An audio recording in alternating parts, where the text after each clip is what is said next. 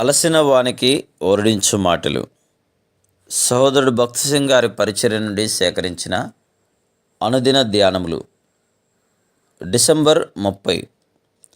దేవుడు ఎట్టి శ్రమలోనున్న వారిని ఆదరించుటకు శక్తిగలవారమగునట్లు ఆయన మా శ్రమంతటిలో మమ్మను ఆదరించుచున్నాడు. 2 కొరింథీ 1:3-4 రూబేను అనగా యెహోవా చూచెను, లేక యెహోవా నా బాధను చూచెను అని అర్థం. ఆదికాండము 29:32. నీకు కలిగిన శ్రమలు, బాధ, దరిద్రత మరియు పరీక్షల నుండి ఆయన నిన్ను తప్పించునని నీ హృదయమునందు విశ్వసించుము. మనుషుల కనికరం కొరకు ఎదురుచూడకుము. నీ బాధలలో ఎట్లు నిన్ను ఆదరించి నీ కష్టములలో ఎట్లు సహాయం చేయవలనో ప్రభువుకే తెలియను. ప్రభువు నీ శ్రమలన్నిటినీ చూచినట్లుగా నీవు అనుమతించవలను. పౌలు అత్యధిక శ్రమలను పొందెను. 2 కొరింథీ 1:3-10 అతనిని ఆదరించుటకు ఎవరునూ లేరు. అతడు శక్తికి మించి అణచబడెను. వాస్తవముగా బ్రతుకుదునను నిరీక్షణ అతనికి లేదు. అప్పుడు దేవుడు వచ్చి అతన్ని కాపాడి విడిపించాడు. అందువలనే ఇతరులను నేను ఆదరించగలను అని తరుగుతానే చెప్పాను.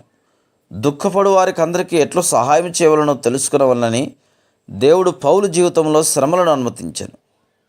నీకు శ్రమలు వచ్చినప్పుడు నీవైతే దేవునికి విరోధంగా సనుగుచూ ఇట్లు చెప్పుదువు, ప్రభువా, నీకు విరోధంగా నేను ఏ తప్పు చేయలేదు, మరి ఎందుకు ఈ బాధలను నా జీవితంలో అనుమతించితివి? అయితే ప్రభువు ఈ శ్రమలన్నింటినీ పాపములకు శిక్షగా పంపించలేదు, కానీ నీ వలె అక్కరలోనున్న వారిని ఆదరించుటకు నీకు తర్ఫీదునిస్తున్నాడు. కష్టములు, శ్రమలు, హింసలన్నిటి ద్వారా ప్రభు మనలను పరలోకపు పిలుపుకై సిద్ధపరుచున్నాడు. వీటన్నిటి నుండి మనము ఆత్మీయంగా బలపరచబడదామని మనకు తెలియను. ఉదాహరణకు, ఎత్తైన కొండలపై బలమైన గాలి వలన బలమైన ఎత్తైన చెట్లు పెరుగును. అదేవిధంగా తుఫానుతో కూడిన జీవితం అనగా హింస కానీ, బాధ కానీ, దారిద్రము కానీ, పరీక్ష కానీ, రోగము కానీ, ఒంటరితనము కానీ, కుటుంబ కలహము కానీ మనల్ని శిక్షించుట కొరకు కాదు, కానీ ఆయన మనలను ఆత్మీయముగా బలపరచుటకే అనుమతించును. నేను రక్షించబడిన తర్వాత నాకు కలిగిన బాధలన్నిటిని బట్టి నా హృదయపూర్వకంగా నేను ఆయనకు కృతజ్ఞతలు చెల్లించితిని. 1927 సంవత్సరం నుండి 1935 వరకు ప్రభువు నా జీవితంలో అన్ని విధములైన శ్రమలను అనుమతించెను. వాటన్నిటిని బట్టి నేను ప్రభువుకు కృతజ్ఞుడను. ఆయన నాకు కృపనిచ్చెను. నేను ఎప్పుడైనాను సనిగినట్లు నాకు గుర్తులేదు. ఇది దేవుడు నా కొరకు ఏర్పాటు చేసిన ప్రణాళిక అని నేను నమ్మితిని. ఆ దినములలో ఆయన నాకు ఎన్నో ఆత్మీయమైన పాఠములను బోధించి ఆయన నాకు నిజముగా ఎంతో ప్రశస్తముగా అయ్యెను.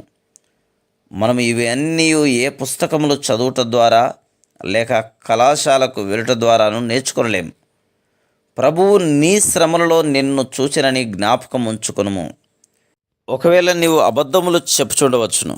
ఈ బలహీనతలను బట్టి నీ ఆత్మీయ నేత్రములు మందగిలినవి. నీ బలహీనతలను, ఓటమిని ప్రభు దగ్గర ఒప్పుకొని విషయంలో నిర్లక్ష్యంగా ఉండకము. అందుచేతనే ప్రభువు నీవు అట్లు చేయుటకు వేచి ఉన్నాడు. పిమ్మట ఆయన నిన్ను ముట్టును.